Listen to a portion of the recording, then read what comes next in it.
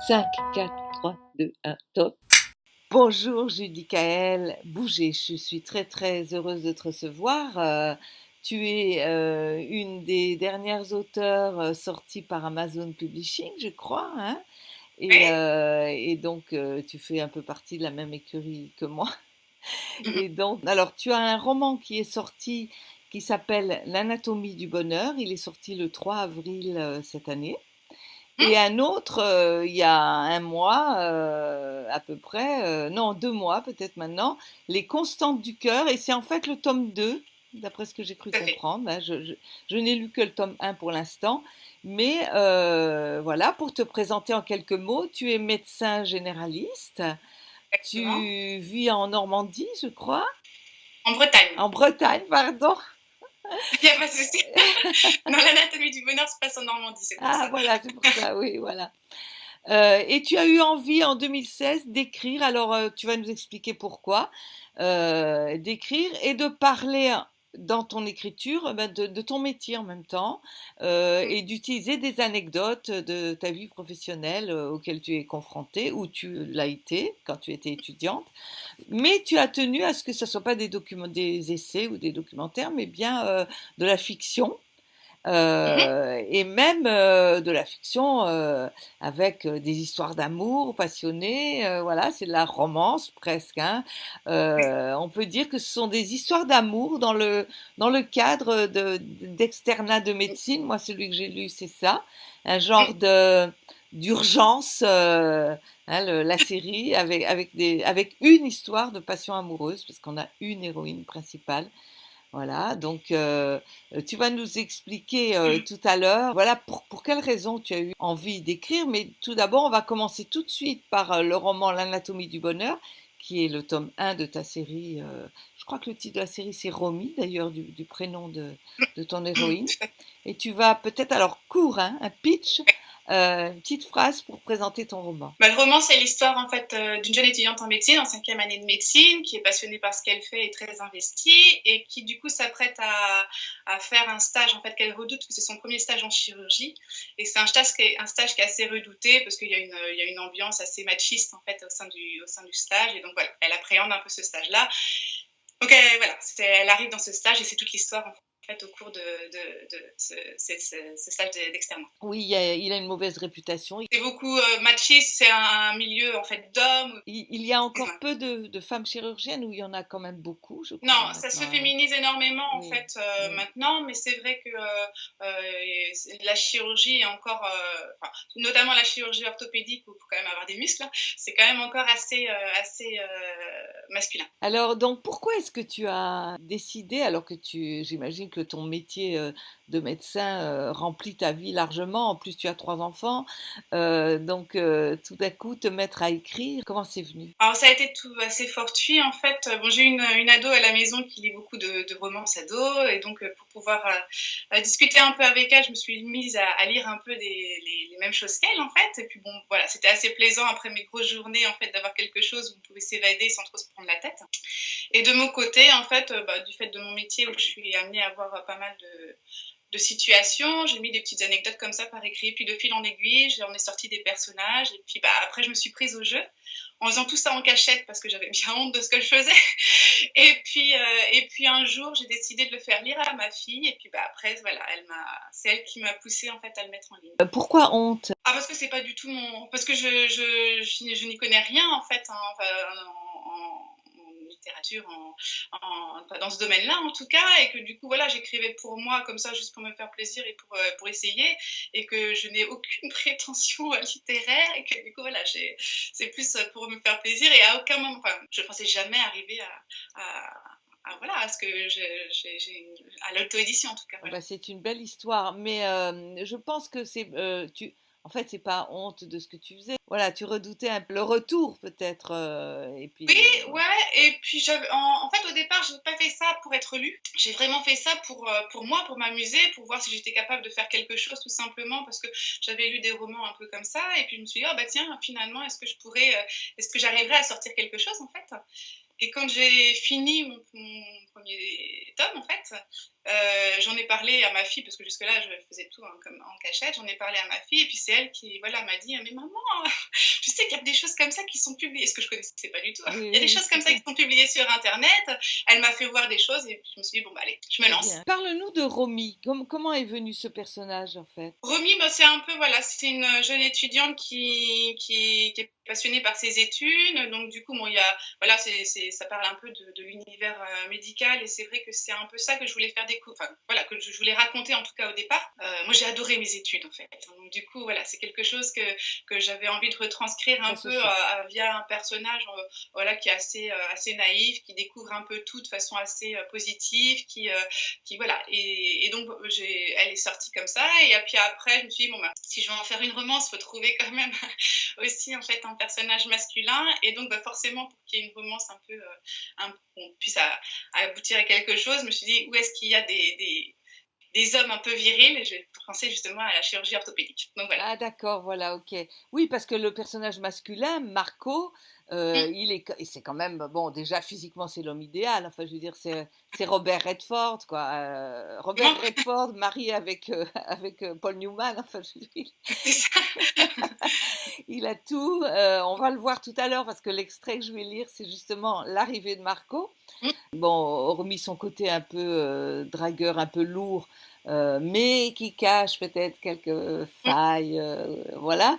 Il Découvre. est en réalité très gentil avec elle parce qu'il l'aide beaucoup pour qu'elle puisse s'améliorer, évoluer, etc. Donc c'est vraiment l'homme idéal. Et puis heureusement, comme il faut un petit peu quelque chose qui aille pas, il est en couple et il a une fille.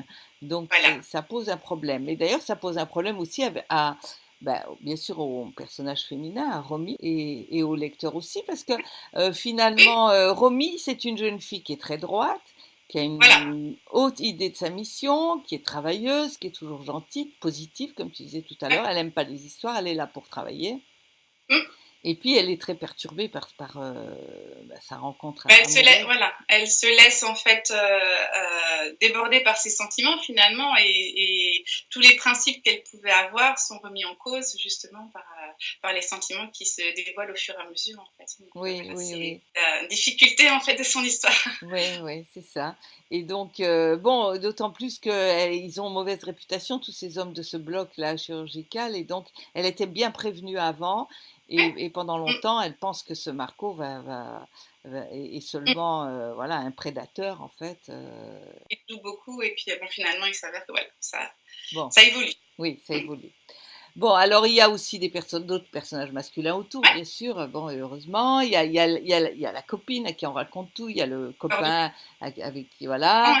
Ouais. Il y a, mais alors il y a un personnage qui est un peu comme un blanc dans les découpages et qui est justement la femme de Marco. Tu as un peu glissé sur ce personnage parce que bon, c'est un peu normal. Alors en fait, c'est parce que bon, c'est vrai qu'au départ, quand j'ai fait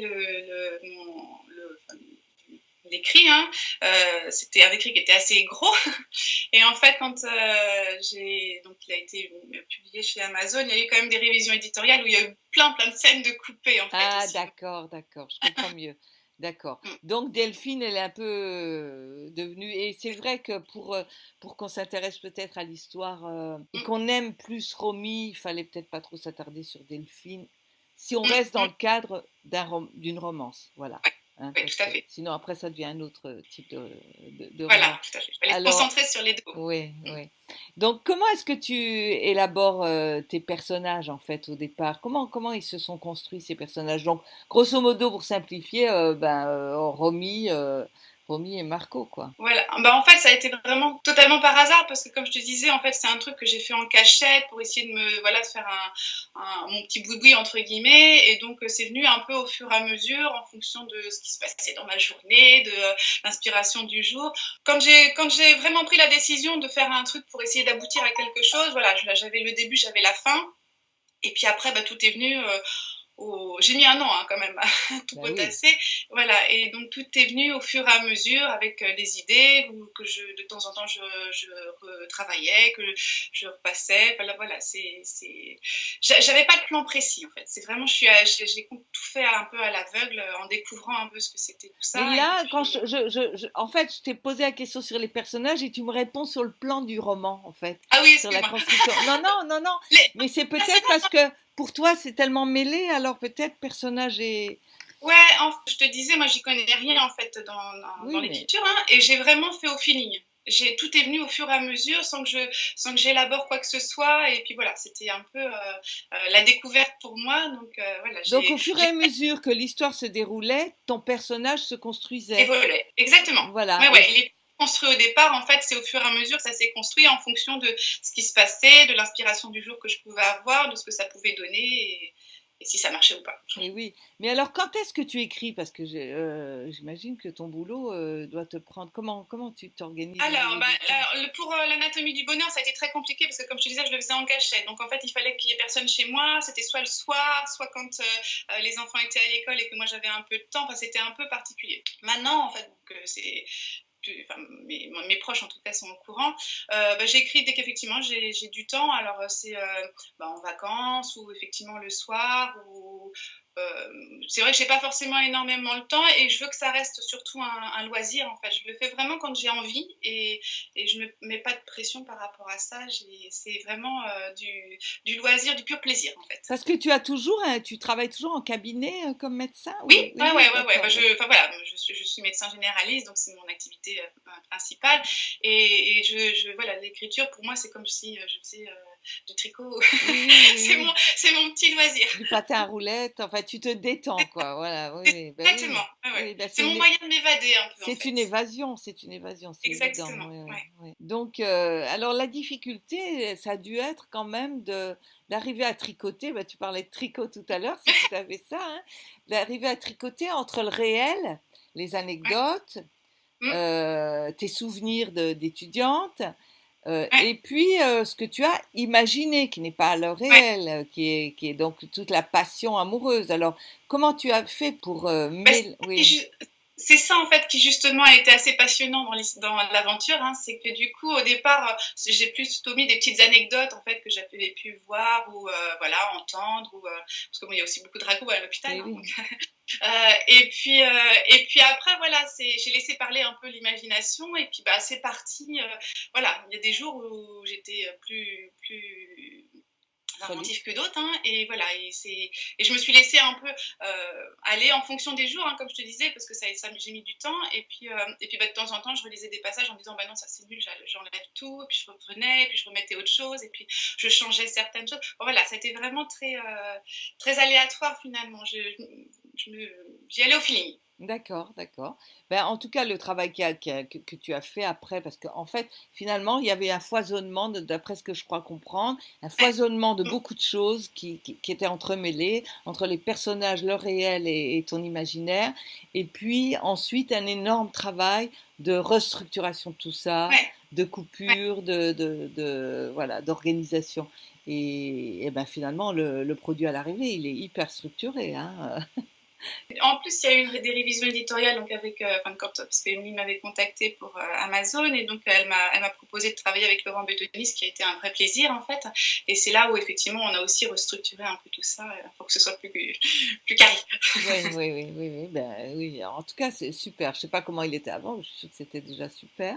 Mais bon, à l'arrivée, le roman est génial. De toute façon, Merci. c'est toi qui restes aux commandes, hein, Oui.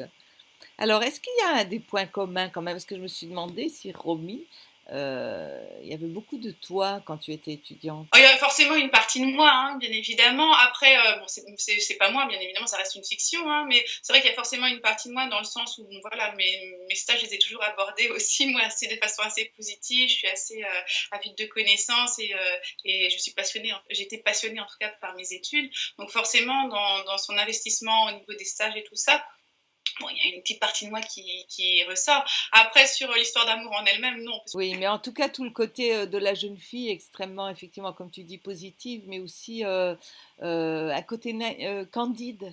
aussi. Ouais. Frais, le côté frais, voilà, et qui va toujours de l'avant. Enfin, et puis courageux. Moi, j'étais impressionnée par le courage de cette jeune fille. Et donc, je suis sûre que tu es comme ça et que donc ça impressionne beaucoup.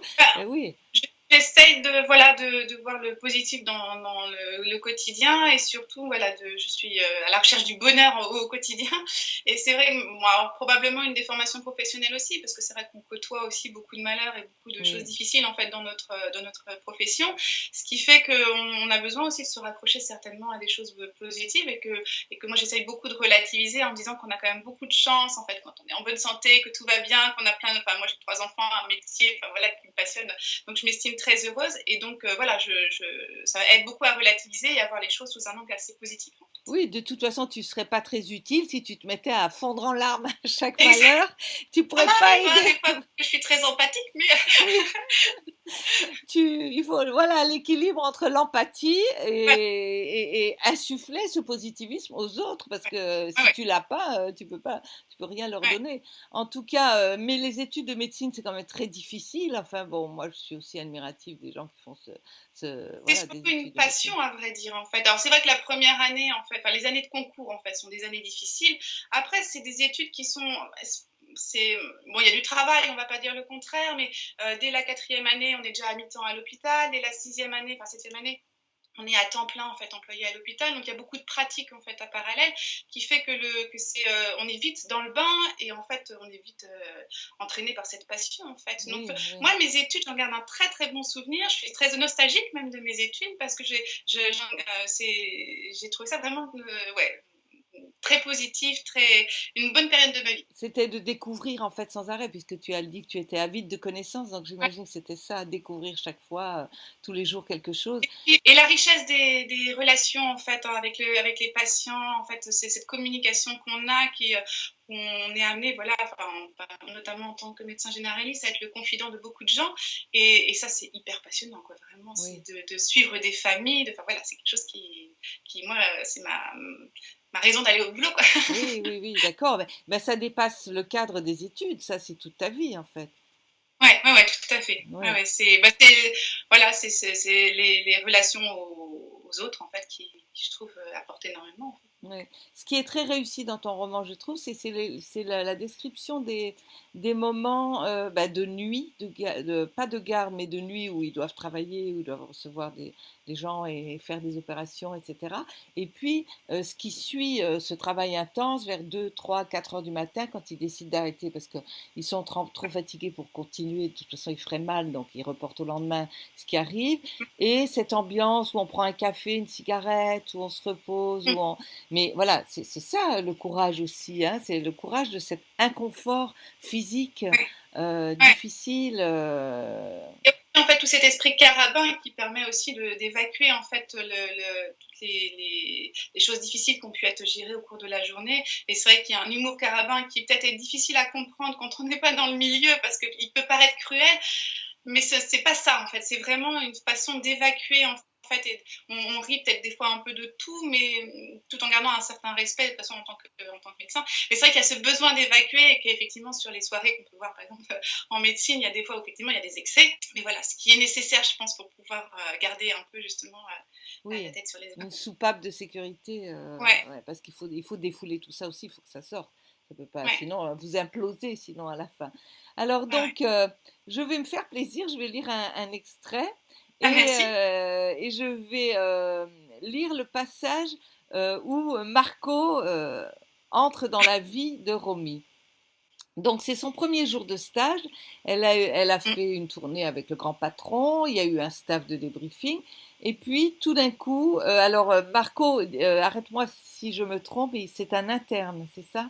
Non? Non, en fait, c'est un chef de clinique, donc c'est juste au-dessus de l'interne, en fait. C'est Ah avant d'accord, de. Voilà. C'est. d'accord, c'est un chef de clinique. Oui, parce qu'à un moment donné, il remet quelqu'un à sa place, donc celui qui le remet à sa place, c'est un interne peut-être alors. Ouais, tout à fait. Ouais. D'accord, ok. Parce que je me disais, tiens, il se permet, alors il est au-dessus, voilà, C'est vrai qu'il y c'est. a toute une hiérarchie, en Oui, fait, oui, à oui. l'hôpital qui est peut-être un peu hermétique pour ceux Non, mais qui j'ai ne. peut-être pas bien lu le passage où tu l'expliquais, mais bon, si c'est qu'une ligne, oui, ça suffit pas pour les. Tout à fait.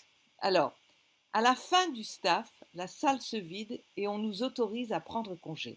Nous rassemblons nos affaires et nous apprêtons à partir. Un homme, la trentaine, entre alors dans la pièce, nous bloquant ainsi le passage. Il dépose sur la table des planches d'IRM. À vue d'œil, entre 1,80 m et 1,85 m, taille mannequin, un visage sorti tout droit des magazines de mode, teint mat, cheveux châtain clair avec quelques reflets blonds. Une grande mèche souple descend sur le haut du front, de splendides yeux bleus azurés, des pommettes bien dessinées, une mâchoire virile à souhait, laissant échapper un sourire à couper de souffle. Il a un charme indubitable, difficile de rester insensible. Il revêt une blouse étiquetée du CHU au nom de Dr Marco Latorre, col remonté le long de son cou, s'ouvrant sur une chemise blanche et un jean qu'on jurerait taillé sur mesure. Salut les carabins, alors on veut partir en douce, dit-il, arborant un air narquois et désignant du doigt les planches d'imagerie qu'il vient de déposer. Pas si vite, vous ne partirez pas d'ici avant d'avoir posé un diagnostic. Interloqués, nous remettons tous nos sacs à terre et regardons à tour de rôle les clichés en détaillant les différents os de pieds en coupe qu'ils nous présentent. On se regarde tous discrètement du coin de l'œil, ne sachant que répondre. Alors, j'attends, vous n'êtes pas très loquace, dites-moi. Ne jouez pas les timides, allez, un effort. Ne me dites pas que vous n'êtes pas foutu de trouver. Eh bien, ce n'est pas gagné. C'est un névrome de Morton. Il va falloir vous mettre à bosser si vous voulez progresser. Il se dirige vers la sortie en s'attardant sur chacun d'entre nous avec un regard amusé. Quelle arrogance! Certes, il est beau comme un dieu, mais quel prétentieux! Il se prend pour qui, ce mec? Nous sommes là pour apprendre, mais encore faut-il nous laisser le temps de découvrir chaque spécialité. Cela confirme les rumeurs à son sujet. Il est vraiment antipathique. Quelle suffisance, cette suffisance dessert sa beauté naturelle. Voilà, je vais arrêter là. Merci Alice. Je vais peut-être prendre un petit extrait d'un dialogue entre Romy et son meilleur ami, où elle commence à parler du trouble qu'elle ressent avec le beau Marco. Alors, peu de temps après, nos plats arrivent. Elle est au restaurant avec son ami Titouan. Titouan prend ses couverts, mais avant de commencer, il se fige et me regarde.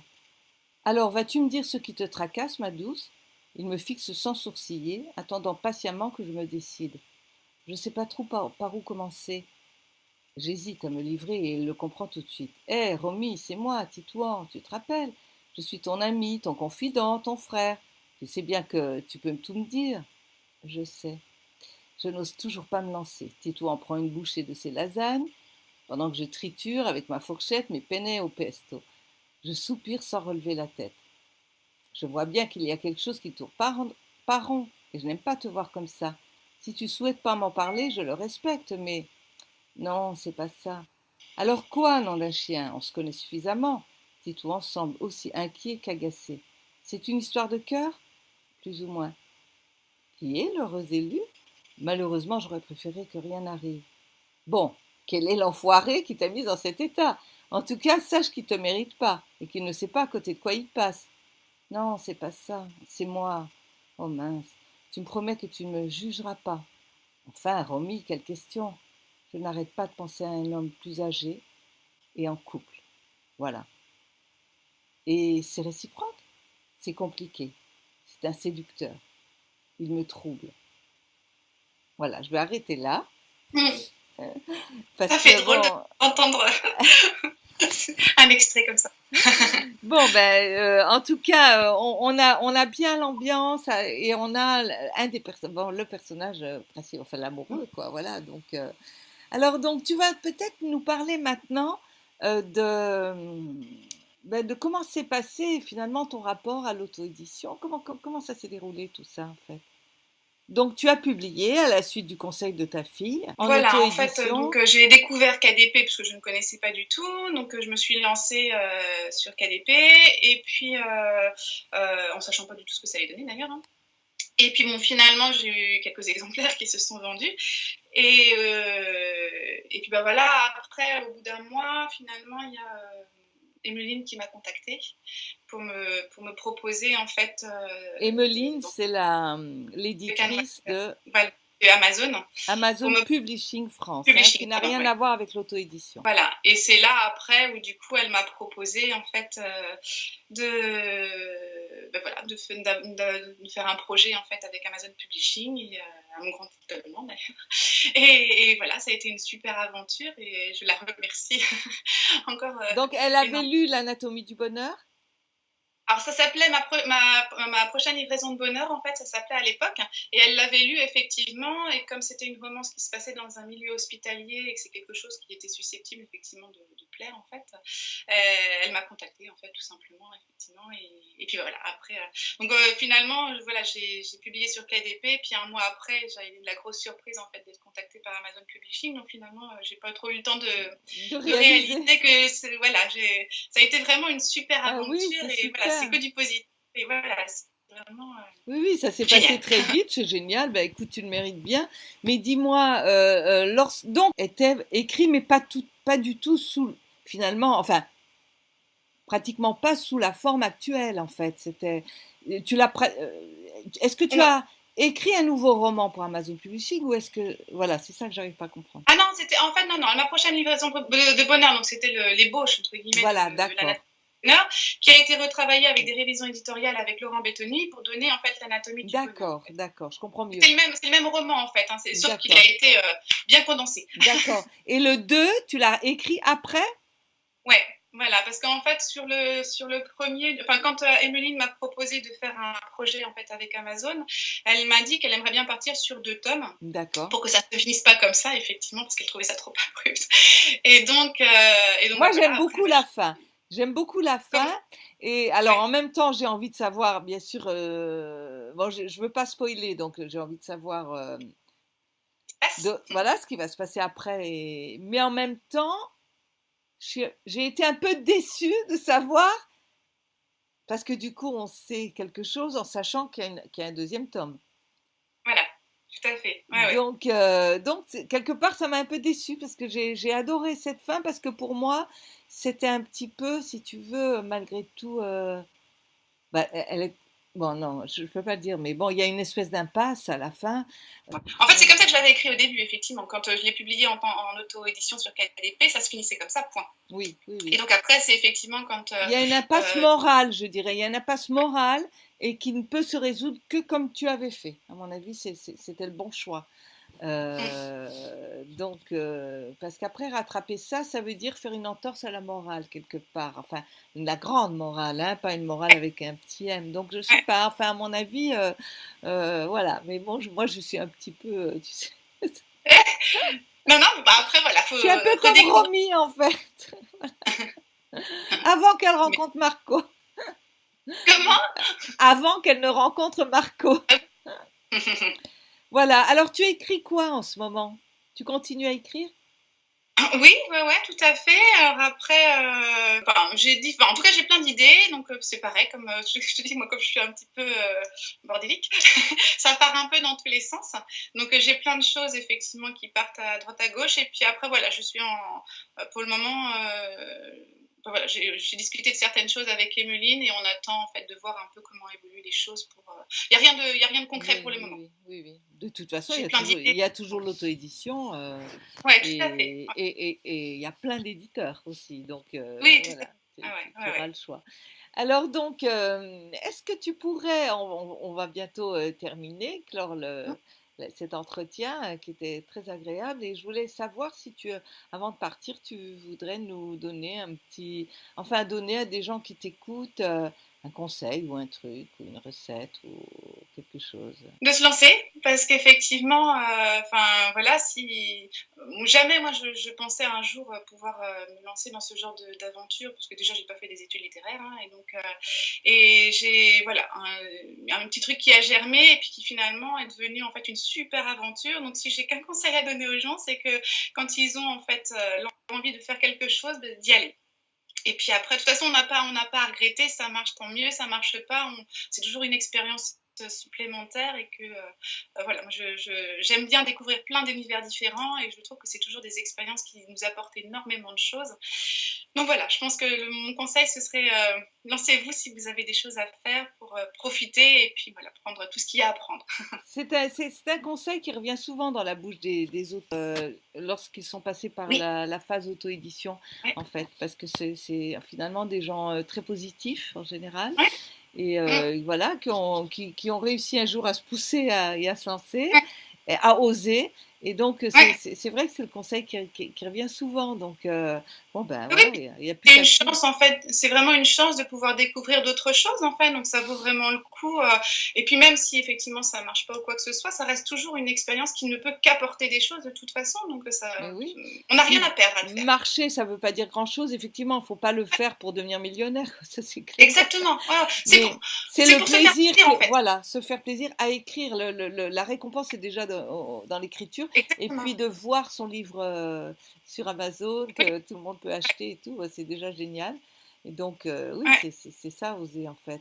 Mais bon, ben ouais. voilà, ben écoute, je suis très très heureuse de t'avoir reçu, Judicaël. Bah, merci beaucoup, Alice, moi Euh, aussi très contente j'ai en un fait, bon et merci. souvenir, j'ai un très bon souvenir quand on s'est croisés et c'était super. Exactement Et, pareil. Ouais. et voilà, bon ben j'espère que ça Ta va bonne humeur. toi aussi. Et j'espère qu'on va se revoir. Et je te souhaite plein de choses. Je souhaite plein de choses à tes romans et C'est gentil. à tes lecteurs et lectrices qui vont te découvrir. Je sais qu'ils vont se régaler. Je t'embrasse très fort. À très bientôt. Aussi, plein de bonnes choses aussi à toi. Merci beaucoup, Alice. Merci, Judicaël. Au revoir.